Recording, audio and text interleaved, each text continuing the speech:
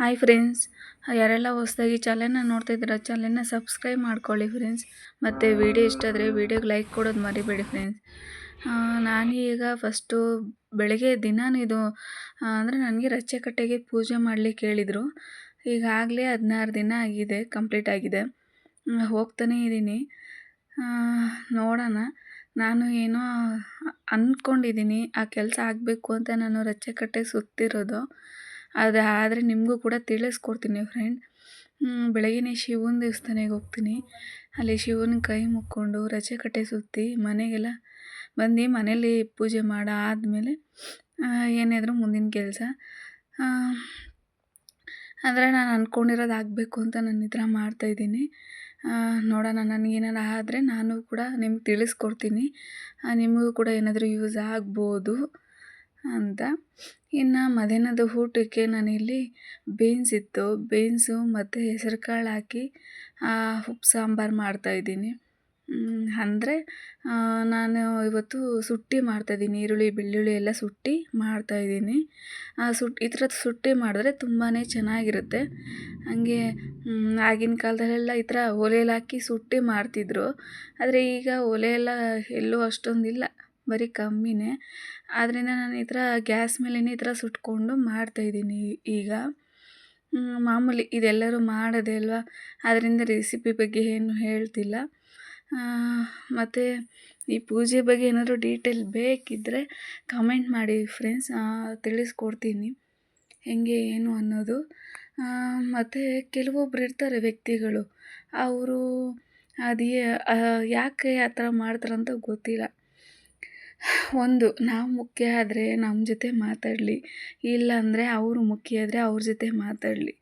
ಅದು ಬಿಟ್ಬಿಟ್ಟು ಏನೋ ಅವ್ರು ಪರ್ಮಿಷನ್ ಕೊಟ್ಟರೆ ನಮ್ಮ ಜೊತೆ ಮಾತಾಡೋ ಥರ,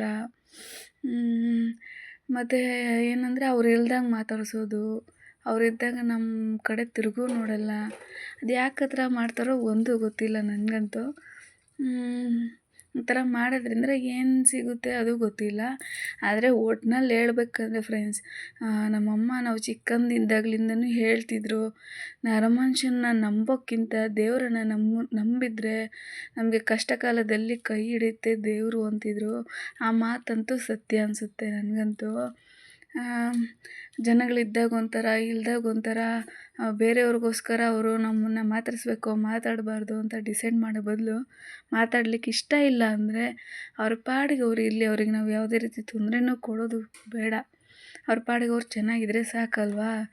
ಅಂದರೆ ನಾವು ಮಾಡೋ ಪೂಜೆ ಫಲ ನಮಗೆ ಯಾವತ್ತಿದ್ರೂ ಕೈ ಹಿಡಿಯುತ್ತೆ.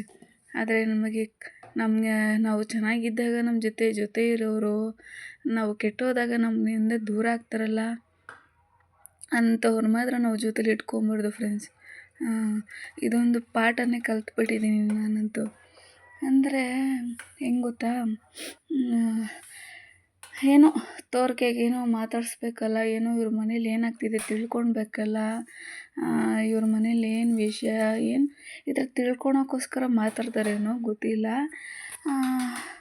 ಇನ್ನು ನಮ್ಮ ಜೊತೆ ಮಾತಾಡೋಕ್ಕೆ ಇಷ್ಟ ಇಲ್ಲ ಅಂದ್ರೂ ಪರವಾಗಿಲ್ಲ, ನಮ್ಮ ಹತ್ರ ಚೆನ್ನಾಗಿದ್ದಂಗೆ ಮಾತಾಡಿಕೊಂಡು, ಮತ್ತು ನಾವು ಮುಂದೆ ಹೋದ್ಮೇಲೆ ನಮ್ಮ ಹಿಂದೆನೇ ನಮ್ಮ ಬಗ್ಗೆನೇ ಬೇರೆಯವ್ರ ಹತ್ರ ಮಾತಾಡೋದು, ಇದೆಲ್ಲ ಮಾಡಿದ್ರೆ ಇವರಿಗೆಲ್ಲ ಏನು ಸಿಗ್ಬೋದು?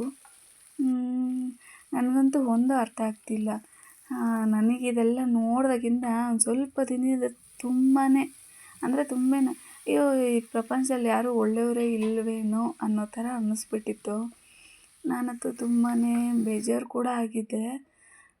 ಹೀಗೆ ಇದು ಕಲಿಯುಗ ಅನ್ನೋದು ಪದೇ ಪದೇ ನಮಗೆ ಜನಗಳ ಹತ್ರ ನೋವು ಕೊಟ್ಟು ತಿಳಿಸ್ಕೊಡ್ತಾರೆ ಅನಿಸುತ್ತೆ ಫ್ರೆಂಡ್ಸ್.